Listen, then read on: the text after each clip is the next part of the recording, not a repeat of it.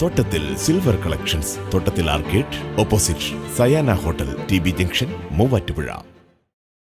മലയാളികളുടെ പുതുവർഷമായ വിഷുവിനെ വരവേൽക്കാൻ മൂവാറ്റുപുഴ ഒരുങ്ങുന്നു. വിഷുപ്പുലരിക്കായി നഗരത്തിലെ വഴിയോരങ്ങളിൽ കണിക്കൊന്നപ്പൂ വിൽപ്പന സജീവമായി.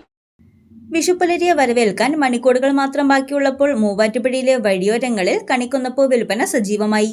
വിഷുക്കണി ഒരുക്കുന്നതിന് ഒഴിച്ചുകൂടാനാകാത്ത കണിക്കൊന്നയ്ക്ക് ഇത്തവണയും ആവശ്യക്കാരേറെയാണ്. കണി കാണുമ്പോൾ ആദ്യം കണ്ണിൽപ്പെടേണ്ടത് കണിക്കൊന്നയാണെന്നാണ് വിശ്വാസം. ഐശ്വര്യത്തിന്റെയും സമൃദ്ധിയുടെയും പ്രതീകമായി കണിക്കൊന്നയെ കണക്കാക്കുന്നു. വിഷുവിന്റെ അവസാനവട്ട തയ്യാറെടുപ്പുകൾ നടത്തുമ്പോൾ രാവിലെ മുതൽ തന്നെ നഗരത്തിലെ പ്രധാന ജംഗ്ഷനുകളിലും MC road, Perumbavoor, Thodupuzha road ഭാഗങ്ങളിലും ക്ഷേത്ര പരിസരങ്ങളിലും വഴിയോര കച്ചവടക്കാർ പൂക്കളുമായി എത്തിത്തുടങ്ങി. കഴിഞ്ഞ വർഷം 30 മുതൽ 40 രൂപ വരെ ഉണ്ടായിരുന്ന ഒരു കെട്ട് പൂവിന് ഇത്തവണ 50 രൂപയായി വർദ്ധിച്ചു. ഇത്തവണ നേരത്തെ പൂത്തതുമൂലം പൂക്കളുടെ ലഭ്യത കുറവാണെന്ന് കച്ചവടക്കാർ പറയുന്നു. എല്ലാ വർഷവും ഉണ്ട്. ഇപ്പോൾ 2 വർഷമായിട്ട് സ്ഥിരം ഉണ്ട്. പിന്നെ വിഷുവൊക്കെ വന്നപ്പം ഞങ്ങളിങ്ങനെ പൂ കുറച്ച് ഇവിടെ വെക്കുകയാണ്. എനിക്കുണ്ട്, കുഴപ്പമില്ല. ഇന്നിപ്പം കുറേ പൂ പോയി. അത്യാവശ്യം കച്ചവടം ഉണ്ട്. കണിക്കൊന്ന നേരത്തെ പൂത്ത് പോയതുകൊണ്ട് ഇപ്രാവശ്യം പൂ കിട്ടാൻ വലിയ പ്രയാസമായിരുന്നു.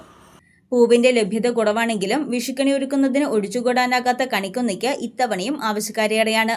വിഷുവിന് മണിക്കൂറുകൾ മാത്രം ബാക്കി നിൽക്കെ കണിവെള്ളരി, ചക്ക, മാങ്ങ എന്നിവയ്ക്കൊപ്പം കണിക്കൊന്നയ്ക്കും വിപണിയിൽ ഡിമാൻഡ് കൂടിയിട്ടുണ്ട്. News desk Muvattupuzha news. എന്റെ കാഴ്ചയ്ക്ക് ചില ബുദ്ധിമുട്ടുകൾ അനുഭവപ്പെടാൻ തുടങ്ങിയത് ഈയിടെയാ. ആദ്യം ടെൻഷനായി. മകളാ പറഞ്ഞത് അഹല്യയിൽ പോകാൻ. അഹല്യയ്ക്ക് 30 വർഷത്തെ പാരമ്പര്യവും വിശ്വസ്തതയുമുണ്ട്. അഹല്യയിലെ വിദഗ്ധരായ ഡോക്ടർമാരുടെ ചികിത്സ കൊണ്ട് എനിക്ക് എന്റെ കാഴ്ചശക്തി പൂർണ്ണമായും തിരിച്ചു കിട്ടി. ഇപ്പൊ എനിക്ക് ഈസിയായി വായിക്കാം. നേത്ര സംരക്ഷണത്തിന് നമ്മുടെ Ahalya. Ahalya foundation eye hospital, കേരളത്തിൽ എല്ലായിടത്തും.